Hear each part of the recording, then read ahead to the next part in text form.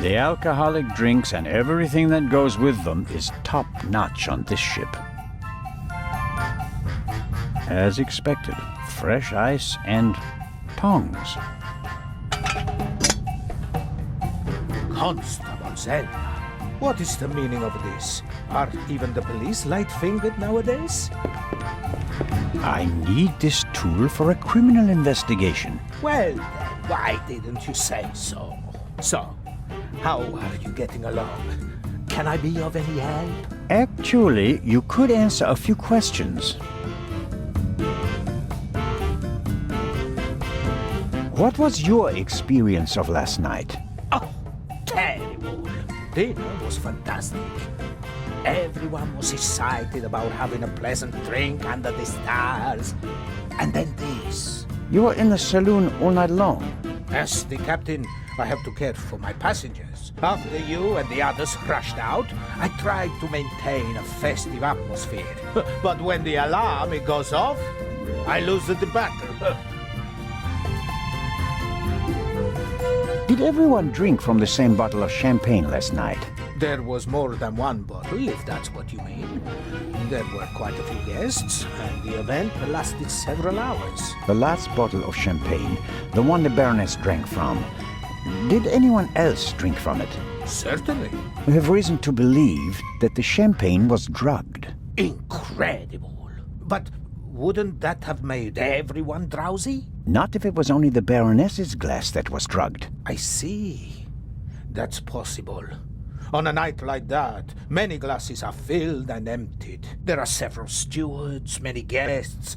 No one keeps track of every glass and every bottle. A few drops in a glass? Yes, it's certainly possible.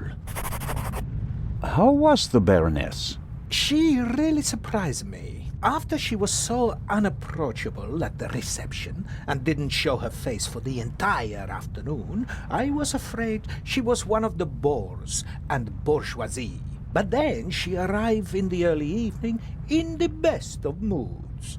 Already had a few, if you know what I mean. Did she say anything to you? She asked me where Legrand's cabin was. I told her, then invited her to come for drinks in the evening. I said it would be great fun. The whole ship will be there, and you don't want to miss that, I told her. And then? She seemed to like the idea. She smiled, and then left again for a few minutes. Then she came back and seemed very happy. We drank a toast to life.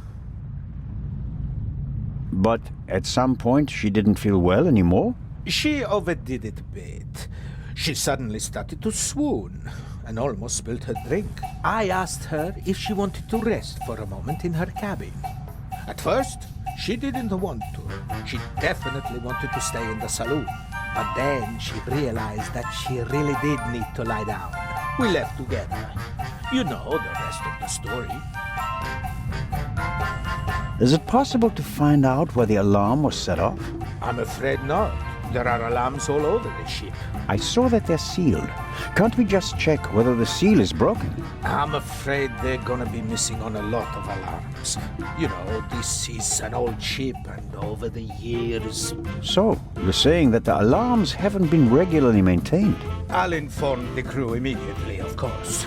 Of course.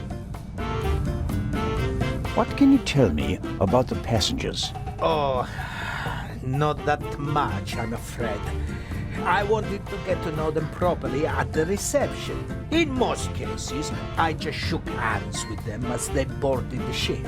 There are a few regulars on board, and after dinner, I had a conversation with Mr. Kreutzer, a talented violinist, and Lady Westmacott. But you already know them from the train. It seems like there aren't that many passengers on board.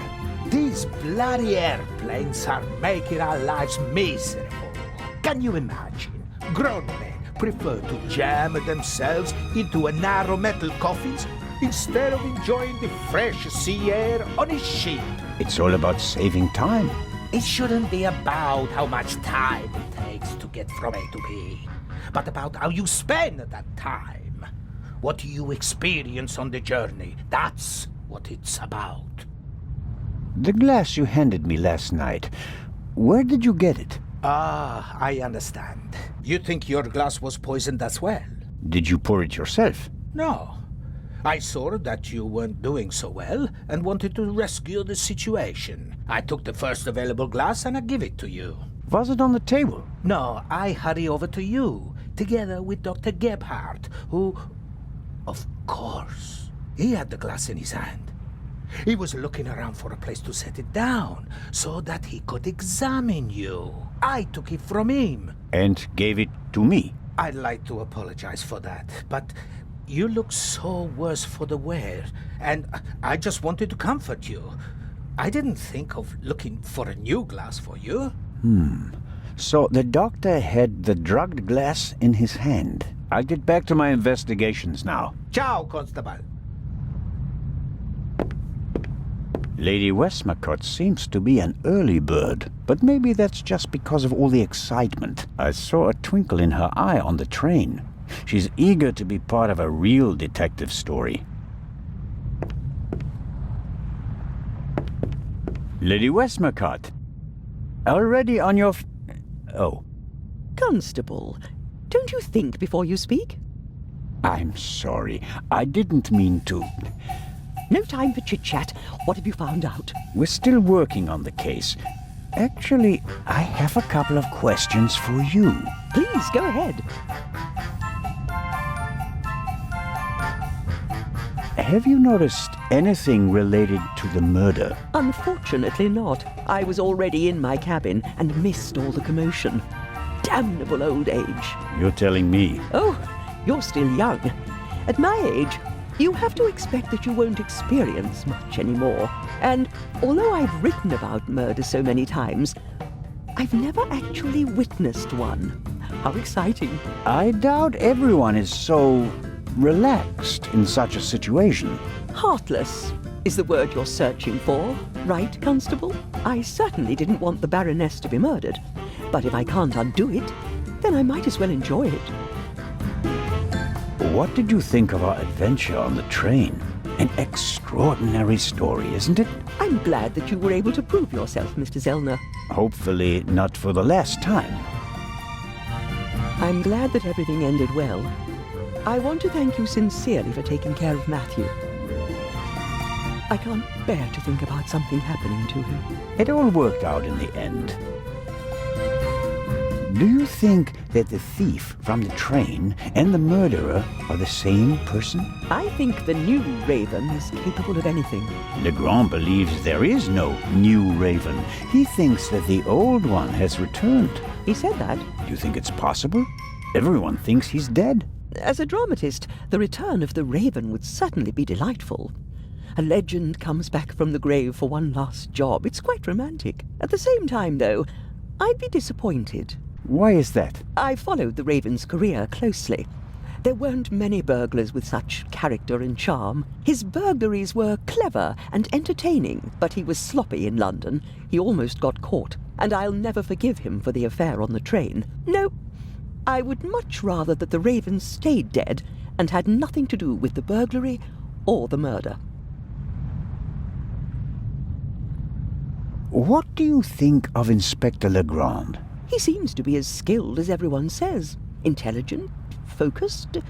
I had a chat with him yesterday, and he impressed me, but there's something haunted in his eyes. I don't think he ever really stopped hunting the Raven. Catching the Raven made him famous. What if he actually shot the wrong person? Unjustified fame bothers people, the good ones at least. And you think he's one of the good ones? Anyone who tries so hard to tear down his own memorial must be honorable. Or insane. What do you think? Who is our suspect? Everyone. Or almost everyone. Everyone on board is physically capable of shooting someone. But who has the dark desire to take the life of a defenseless person? One cannot read minds. And one should not try. You have to collect evidence, traces, clues. That's what will lead us to the killer. It won't be like a bad crime novel, in which they introduce a new character shortly before the end who, surprise, surprise, is also the murderer. Murderers leave evidence. They're nervous or unnaturally relaxed. They have to adjust constantly. And because of that, they make mistakes. This is your chance, Constable. If you find the mistake, you'll find your murderer. I have to be going, Lady Westmacott. Please keep me informed, Constable Zelda. Of course.